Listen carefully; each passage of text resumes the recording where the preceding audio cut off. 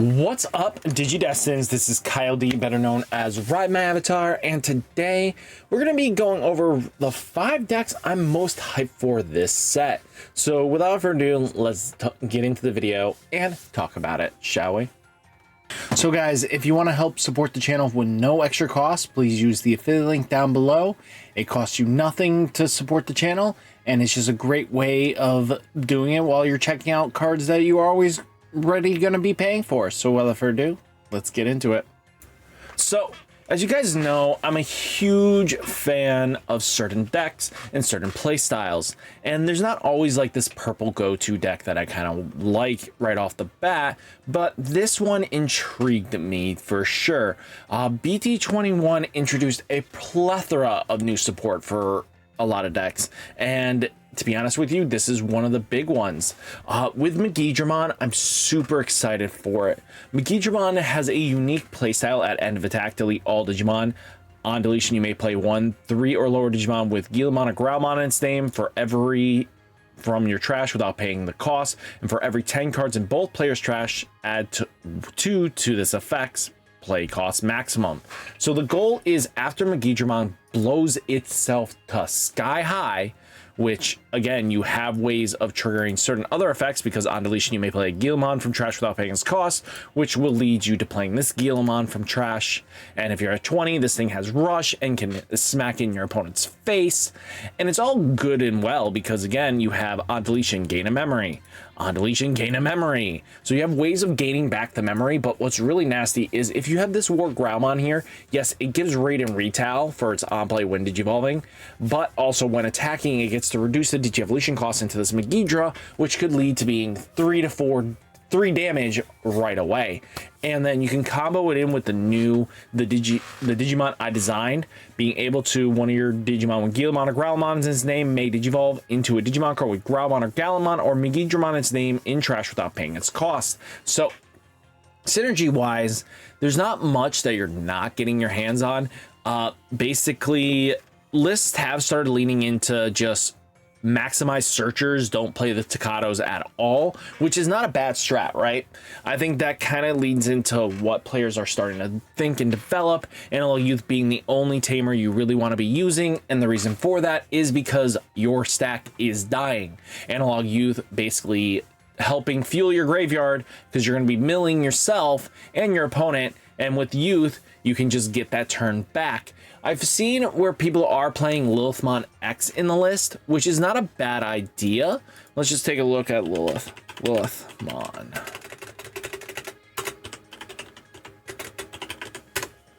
So they're playing the Lilithmon X here that basically says when this Digimon will leave the battle area other than in battle, if Lilithmon are X antibodies Digievolutions, by deleting one other Digimon, it doesn't leave. And when other Digimon are deleted, if it's your turn, you may play 1 level 4 or lower Digimon card from trash without, playing its cost. If it is your opponent's, trash the top card of security. So being able to cause damage on your opponent is sometimes really great. I don't know if they're running this Lilith or they're running this Lilith. I have to double check on that, but they are teching in Lilithmon X because it does combo and synergy what you're trying to do, right? Because if you get Lilithmon X to stay on board, and just because you can sack your other thing, because it's an interruptive effect, or if you can delete one of your opponent's other Digimon, boom, this thing is on the board, and then, you get to trash another security, which leads into more free damage.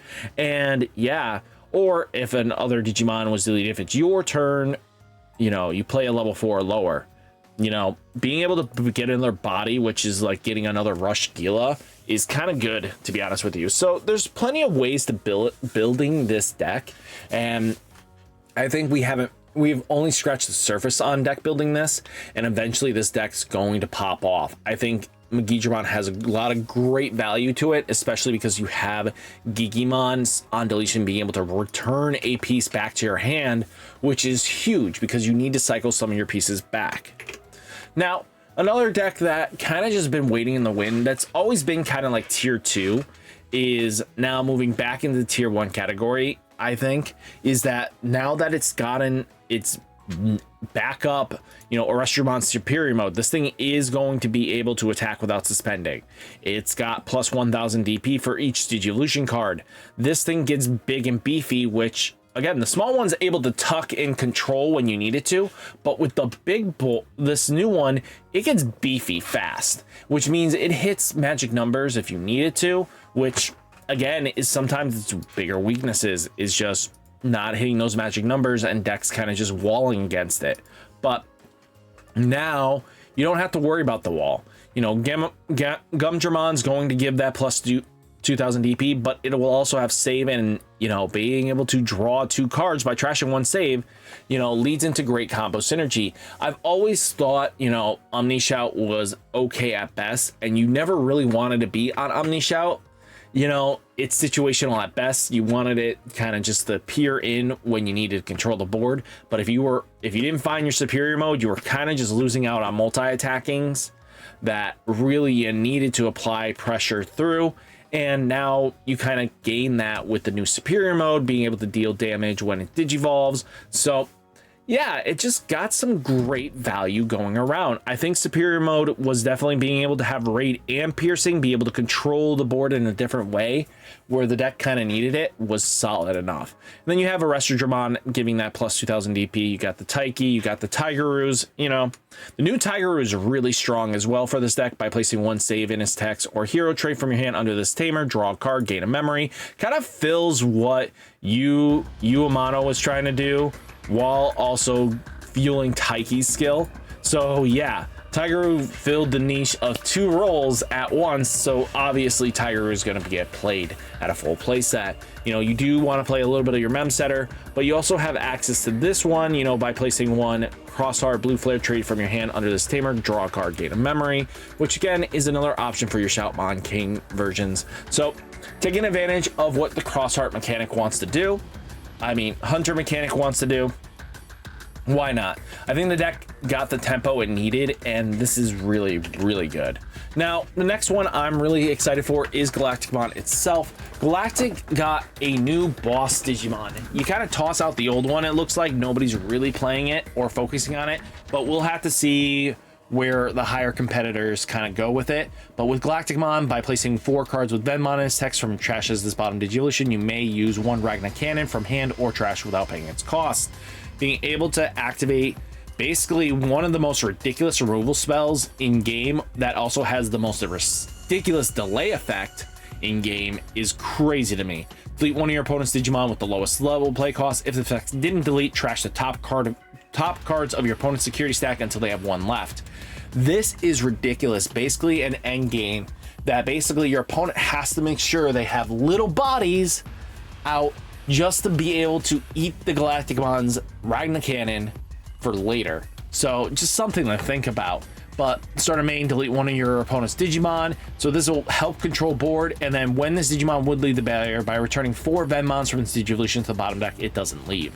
You know, Zenith was basically a powerhouse for the deck, because being able to start a main, place 1 Venmon from your hand, draw a card, gain a memory. Then this one is also a Zenith that's just your mem setter, being able to reveal the top 3 cards of your deck. Among them, play 1 Venmon. Being able to play a Venmon is huge, you know. But this Zenith from BT-21, when any of your Digimon attacks by suspending this tamer, return 2 Venmon from your Digimon's Digivolutions to bottom of deck, de-digivolve 1 of your opponent's Digimon. So being able to negate any ace counterplays is huge in some matchups. Digi-Evolution is just nasty, but all in all, I think the list is pretty solid. What do you guys think? Now, this is big hope. I really was hoping Gotcha was going to be the next big competitive deck, but it's fine. I think the problem comes down to is we just don't have the best tools right now. I think we're missing a piece, if I remember correctly. Navi, Tweetmon. We don't have Tweetmon, so that's a big thing. You know, we got social. You know, your options are very limited on what's really good when you app link, but again, there's still some great value going around. Maybe you want to try out something from an older set from like BT5. There's a possible card that I think players might want to start possibly teching in, and that is maybe this card. You know, when one of your Digimon digivolves, you may spend this tamer, trigger, draw a card.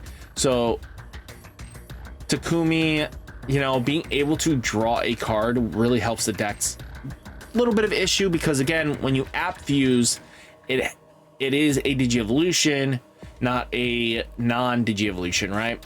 You know, this does help out with searching, drawing cards, which this deck desperately needs, because you are going to be taking pieces out of your hand to tuck them under, and then, you know, that means you're minusing your hand size constantly. So it might be a good idea to kind of just tuck this in, and then all level 3 Digimon game when attacking lose a memory. We're not really caring about the level 3, but we're more caring about that draw a card. You know, that is going to help us, you know, get to places. So I think that might be the strat we might have to play, is this card. I think dusting this off might be a good idea. And then finally, BL-Star or Three Musketeers. So Three Musketeers was something that wasn't actually on everybody's radar, because who knew we were going to get app support, right? You know, Shootmon basically trash one card from your with app or Three Musketeer traits of any of your Digimon's Digivolution, de-digivolve one of your opponent's Digimon. Not a bad, you know, option, because being able to de-digivolve one of your opponent's Digimon is always a very powerful play. It gets around ace plays and stuff like that, which you really want to. Then you have Scope Bomb, place one card from with the app or Three Musketeer trait with from your hand or trash as one of your Digimon's bottom Digivolution cards, gain a memory. You know, it is going to be only able to work with your app stuff, but with your new stuff anyway, it's super good.